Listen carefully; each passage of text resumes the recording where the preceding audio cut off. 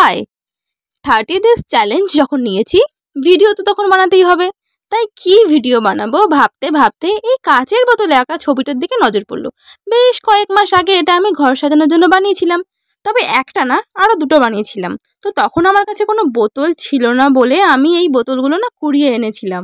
তো যাই হোক, তো কুড়িয়ে ঠুড়িয়ে এনে ধুয়ে ঠুয়ে ভালো করে পরিষ্কার করে এটাতে আমি রং করে এই ছবিটা এঁকেছিলাম। তো তখন তো আমি কোনো ভিডিও বানাইনি, কারণ আমি ভাবিনি যে ভিডিওটা আমি পরে আপলোড করবো বা এটা আমার পরে কাজে লাগবে। কিন্তু এখন ভিডিও তো বানাতে হবে, চ্যালেঞ্জটা তো কমপ্লিট করতে হবে। তাই কি করব মাথায় আসলো যে এটাতে তো আমি ভার্নিশ করিনি, তাহলে ভার্নিশই করা যাক।